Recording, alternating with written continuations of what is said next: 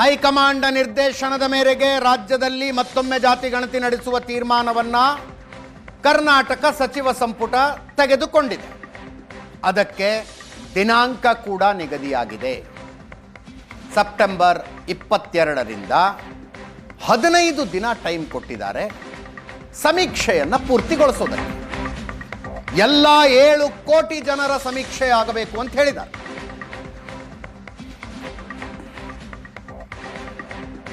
ಹದಿನೈದು ದಿವಸದಲ್ಲಿ ಸಾಧ್ಯವಾ?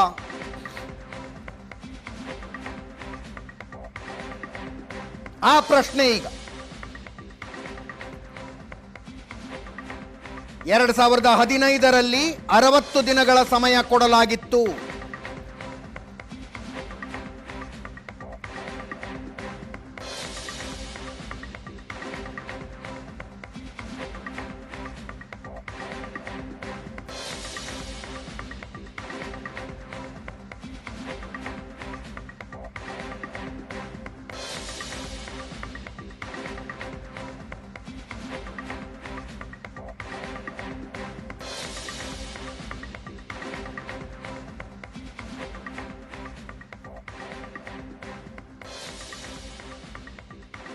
April 11ರಿಂದ 2015ರ April 11ರಿಂದ May 30ರ ತನಕ ನಡೆದಿತ್ತು ಗಣತಿ.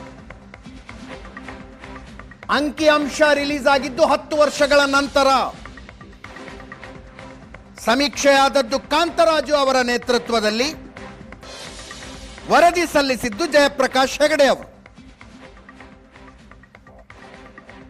ಈಗ 15 ದಿನದಲ್ಲಿ ಸಮೀಕ್ಷೆ ಪೂರ್ಣಗೊಳಿಸಿ 3 ತಿಂಗಳಲ್ಲಿ ವರದಿ ಕೊಡಬೇಕು ಅಂತ ಹೇಳ್ತಾ ಇದ್ದಾರೆ. ಗೃಹ ಸಚಿವರು ಹೇಳ್ತಾರೆ ಸಾಧ್ಯ, ಇದು ಆಗತ್ತೆ, ತಂತ್ರಜ್ಞಾನ ಇದೆ ಅಂತ.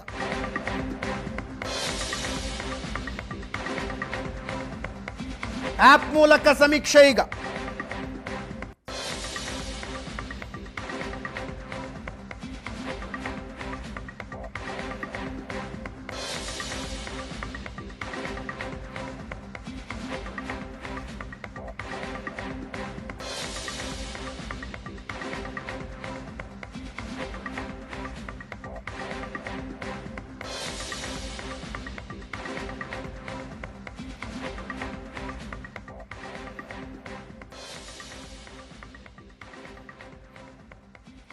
ಕೇಂದ್ರ ಸರ್ಕಾರ ಕೂಡ ಜಾತಿ ಗಣತಿ ಮಾಡಿಸೋದಕ್ಕೆ ಹೊರಟಿದೆ.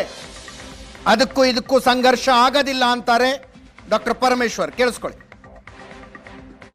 ಈಗೆಲ್ಲ ಟೆಕ್ನಾಲಜಿ ಇದು ಇರೋದ್ರಿಂದ ಬೇಗ ಬೇಗ ಮಾಡೋದಕ್ಕೆ ಸಾಧ್ಯತೆ ಇದೆ. ನಮ್ಮ ಸ್ಟೇಟಿಗೆ ನಾವು ಮಾಡ್ಕೊಳ್ಳೋದು, ಕೇಂದ್ರಕ್ಕೂ ರಾಜ್ಯಕ್ಕೂ ಒಂದು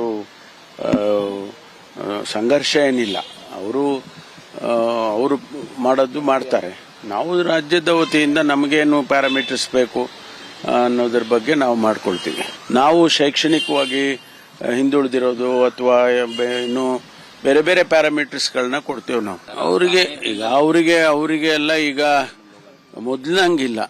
ಹಿಂದೆ ಎಲ್ಲ ಸೆನ್ಸಸ್ಗಳು ಮಾಡುವಾಗ ವರ್ಷಾನುಗಟ್ಟಲೆ ಮಾಡ್ತಿದ್ರಲ್ಲ, ಆ ಥರ ಇಲ್ಲ. ಈಗ ಬೇಗ ಬೇಗ ಮಾಡೋದಕ್ಕೆ ಸಾಧ್ಯತೆ ಇದೆ. ಅದನ್ನ ಉಪಯೋಗಿಸ್ಕೊಂಡು, ಟೆಕ್ನಾಲಜಿ ಉಪಯೋಗಿಸ್ಕೊಂಡು ಮಾಡ್ತಾರೆ.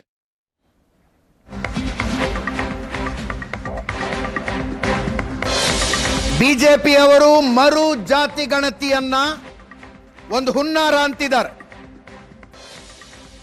ಇರೋ ಬುಕ್ ಅನ್ನೇ ರೀಪ್ರಿಂಟ್ ಮಾಡ್ತಾರೆ. ಹಿಂದೆ 3 ವರ್ಷ ತಗೊಂಡ್ರು ವರದಿ ಮಂಡಿಸಲಿಲ್ಲ. ಇದೊಂದು ಹುನ್ನಾರ.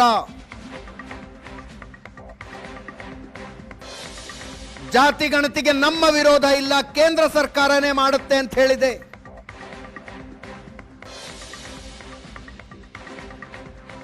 ಹೈಕಮಾಂಡ್ ಹೇಳಿದ್ದಕ್ಕೆ ಮರು ಜಾತಿ ಗಣತಿ ಮಾಡ್ತಿದ್ದಾರೆ ಇವರು ಅಂತ.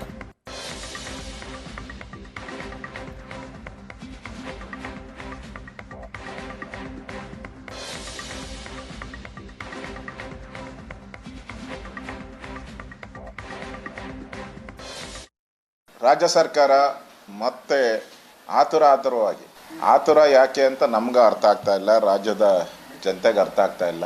ಸಿದ್ದರಾಮಯ್ಯನವರು ಇಳಿತಾ ಇದ್ದಾರ ಅಂತ ಸಂದೇಶ ಅಂತ ಅನ್ಸುತ್ತೆ ನನಗೆ. ಇಲ್ಲಾಂದ್ರೆ 15 ದಿನದಲ್ಲೇ ಎಲ್ಲ ಸಮೀಕ್ಷೆಗಳು ಮುಗಿಸ್ತೀರಿ ಅಂತ ಹೇಳಿದ್ರೆ ನನಗನ್ಸ್ತತೆ ಇರೋ ಬುಕ್ನೇ ರೀಪ್ರಿಂಟ್ ಅಷ್ಟೇ ಇದು. ಇದೇ ಸಿದ್ದರಾಮಯ್ಯನವರು ಜಾತಿ ಗಣತಿ ಮಾಡಿದಾಗ 3 ವರ್ಷ ತಗೊಂಡಿದ್ದಾರೆ ಜಾತಿ ಗಣತಿ ಮಾಡೋಕ್ಕೆ. ಅದನ್ನು ಮಣ್ಣೆ ಮಾಡೋಕ್ಕೆ 10 ವರ್ಷ ಆಗಿದೆ.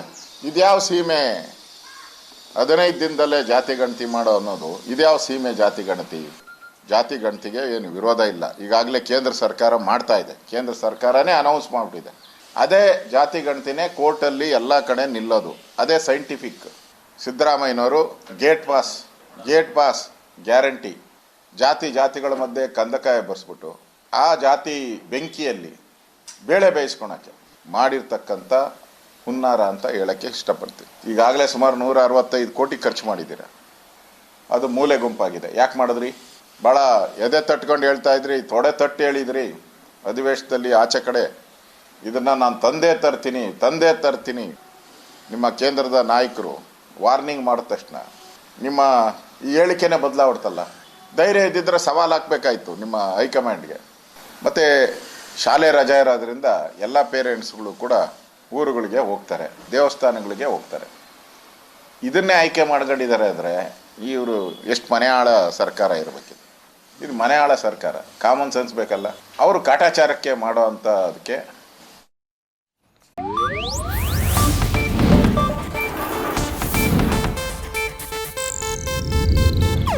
ಇದು ಏಷ್ಯಾನೆಟ್ ನ್ಯೂಸ್ ನೆಟ್ವರ್ಕ್ ಪ್ರಸ್ತುತಿ.